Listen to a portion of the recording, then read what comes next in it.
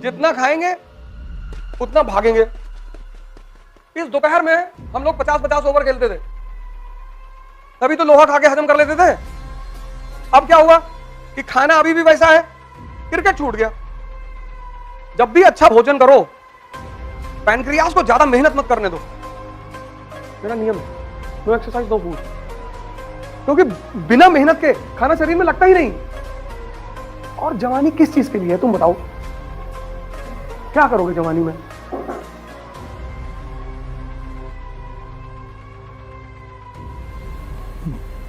जय हिंद फ्रेंड्स।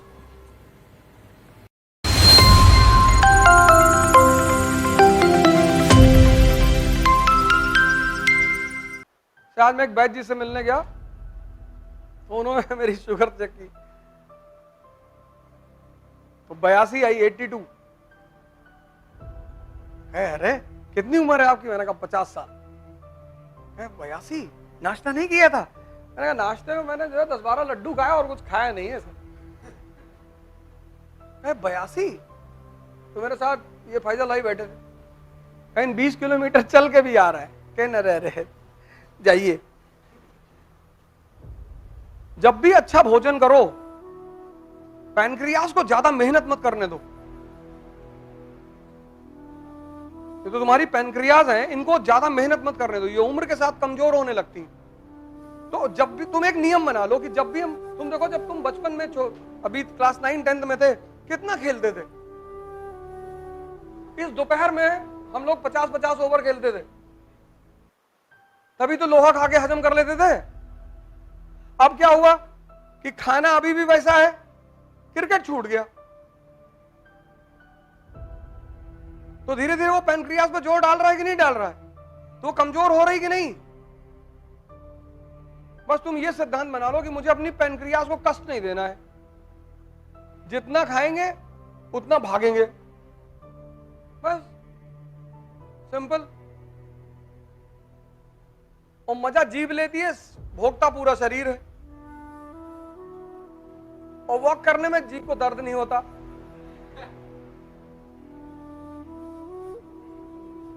तो सबके एक सिद्धांत है, एक डायरेक्शन है।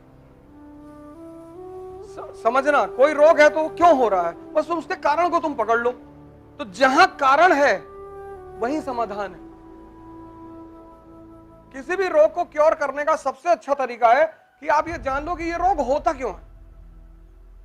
तो जैसे ही आपको कारण समझ में आएगा, अब आप डॉक्टर तो है नहीं, लेकिन कारण पता चलने से ये पता चल जाएगा ना किसमें क्या क्या प्रिकॉशन लेना है।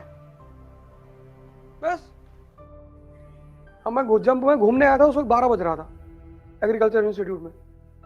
तो इन लोगों ने हमसे कहा कि यार अब दोपहर में कहाँ घूमने जाएंगे? हमने कहा तब खाना नहीं खाएंगे। मेरा नियम है, नो एक्सरसाइज नो फूड। जिस दिन एक्सरसाइज नहीं करेंगे उस दिन खाना नहीं खाएंगे, उस दिन व्रत रखेंगे, क्योंकि बिना मेहनत के खाना शरीर में लगता ही नहीं। कोई सौभाग्य से आज हमारे पास थोड़ा सा पैसा है तो अच्छा खाना मिल रहा है, तो उस अच्छे खाने को हजम भी तो करना है। फ्रेंड्स बोले कितना कितना घूमेंगे? हमने कहा 12-13 किलोमीटर घूम लेंगे। हमने कहा चलो 10 कर लेंगे। 15 किलोमीटर से नीचे क्या घूमना? हमने कहा चलो अच्छा 15 किलोमीटर घूमेंगे नहीं, 10 किलोमीटर दौड़ेंगे। अरे बोले आप जाइए दौड़ लीजिए, हम दौड़े उड़ेंगे नहीं। हमने कहा अच्छा चलो घूम ही लेते हैं यार।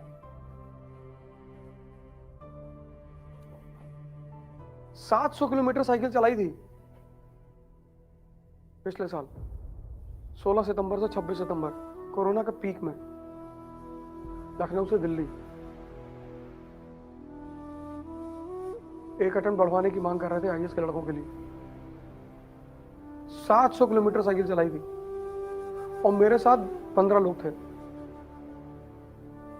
15 लोगों में 11 लोग 50 किलोमीटर के बाद लेट गए, और जितने लोग लेटे सबकी उम्र मुझसे 20 साल कम थी। लेट गए 50 के बाद, वो ना पहुंचते पहुंचते लेट गए। अब ना चला पाएंगे। हमने कैसे नहीं चलाओगे। एक भाटी जी हैं लोधी, उन्नाव के बड़े सुंदर और लाल लोधी, उन्नाव के अच्छे लीडरों में से हैं, बुजुर्ग आदमी है बेचारे। उन्हीं घर पे हम रुके थे। हम सुबह दूसरे दिन 5 बजे निकलना था हमें, तो उन्होंने हमसे कहा कि अरे ओझा जी 5 बजे मत निकलिए, क्योंकि आप लोग सत्याग्रह पे हैं तो पुलिस को आने दीजिए। तो बिना पुलिस के मत निकलिए आप, क्योंकि पुलिस आपकी वो कर रही है, फॉलो कर रही है आपको। तो अगर रास्ते में कुछ भी होता है तो पुलिस प्रशासन को जिम्मेदार होगी। तो बड़ा अच्छा राजनीतिक अनुभव दिया उन्होंने मुझे। तो बड़े प्यारे आदमी, सुबह अपना पूरा खाने पीने का व्यवस्था कराया। तो मैंने उनसे रात में कहा, मैंने कहा बाबूजी ऐसा करो 2 लाठी मंगवा दो। कहे क्यों? हमने कहा जितने लोग सुबह नहीं उठेंगे तुम आए का है, चले आए तुम ऐसा सीन हो, हम 700 किलोमीटर हम चला लेंगे। 11 लोग लेट गए रात में, और सबकी उम्र 22 साल 23 साल। मैं बाबूजी लाठी मंगवा दो। तो रात में हमको 2 लाठी मंगा के दी, लाठी रख दी। हमको सो लो जितना देर सोना है, और 7 बजे हर आदमी को उठना है, और हर आदमी मुझे साइकिल पे मिलेगा, और भाग तुम सकते नहीं। अगर तुम सोचो कि हम बाहर निकल के बस पकड़ के भाग लेंगे, तब तुम दिल्ली में सोचो क्या होगा।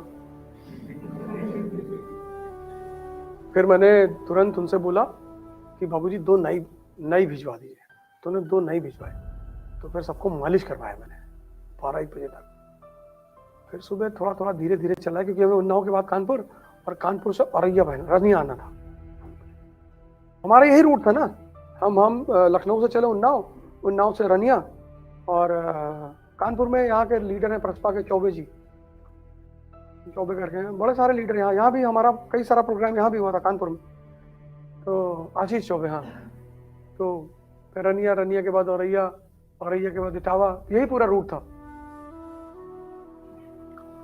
और 70 किलोमीटर से नीचे कहीं साइकिल नहीं रोकी।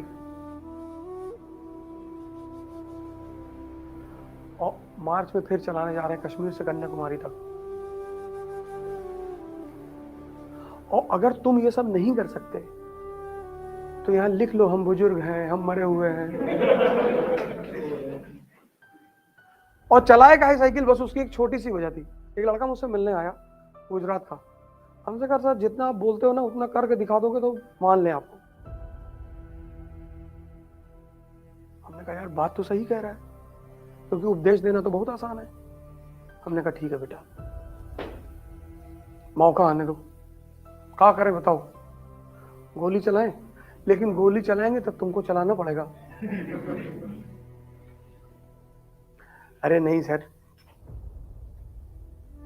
और जवानी किस चीज के लिए है तुम बताओ? क्या करोगे जवानी में? हमने इनसे कहा खाना नहीं खाएंगे, अगर हमको 12-13 किलोमीटर घुमाओगे नहीं तो हम खाना नहीं खाएंगे। हमने इनसे कहा था सुबह 6 बजे आ जाना। अब सब 12, 2, 3, 4 बजे तक सब लोग जगे, तो अब 6 बजे उठने का सवाल ही नहीं। लेकिन घूमना तो है ही है। तुमने कहा ऐसा करो, कानपुर से चलो उन्नाव तक घूम आते हैं। कहे उन्नाव तक जाएंगे तो सेमिनार कब होगा? हमने कहा कितनी दूर है? कहीं 40 किलोमीटर है। हमने कहा तब तो ज्यादा दूर है यार, इधर कहीं निकल लो, कानपुर के इधर चलो, चलो कहीं 20-25 किलोमीटर चलते हैं। तुम अपने से हारते हो, अपने से। तुम बाहर से नहीं हारते।